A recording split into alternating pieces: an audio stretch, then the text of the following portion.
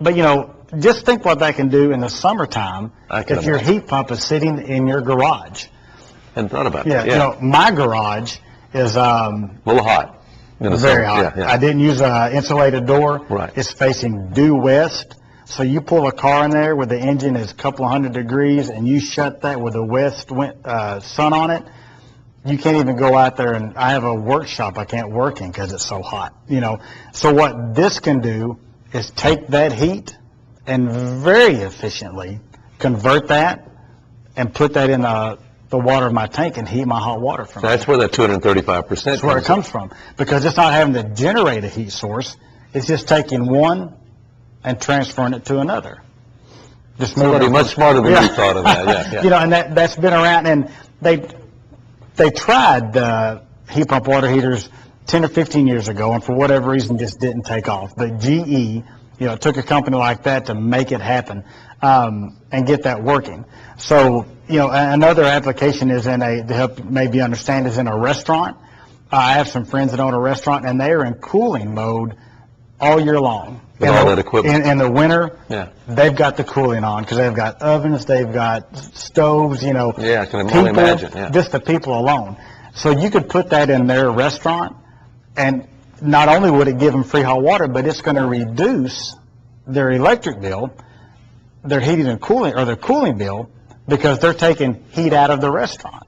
Does that make sense? It does to me. So on a hot summer day, when their unit's back there just chugging along trying to get it cool, well, this helps them take some of that heat out and transfer it into their water tank at a very high efficiency. So first of all, let's recap again. It's the GE hybrid water heater. Right. And then the other one was the Marathon, is that correct? Right, the Marathon water heater. They're both great. People call me all the time and say, well, I've got a Marathon. Should I take that out and put in the GE hybrid?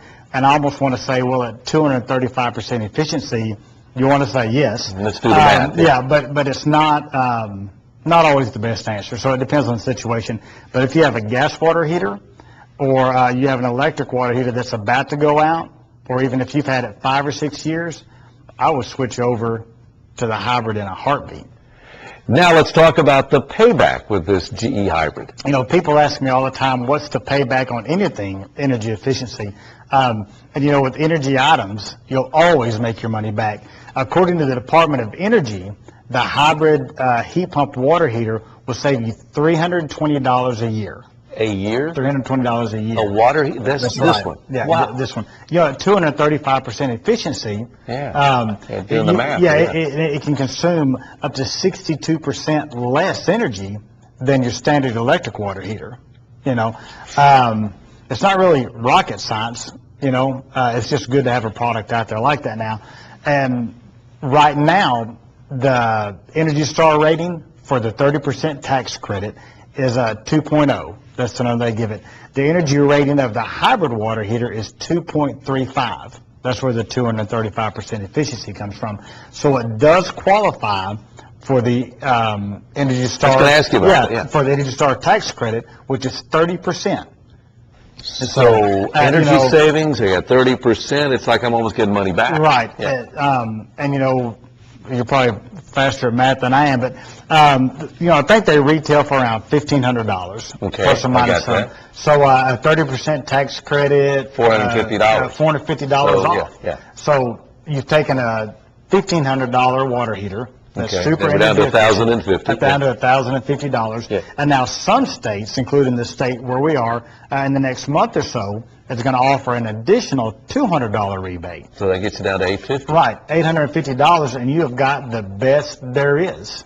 Wow, between the energy efficiency, the savings, less electricity, it just adds up. It goes on and on. It does. Yeah. It does, and it just snowballs. One leads to another, and it's all the little things that add up to big savings. I think say that one more time. It's all the little things that add up to the big savings. So if you're going to do it right. Don't do something, and I always tell people, I don't teach you something that's going to save you 50 cents a month. Some things may. I'm going to teach you things that can save you $100, $200 a month.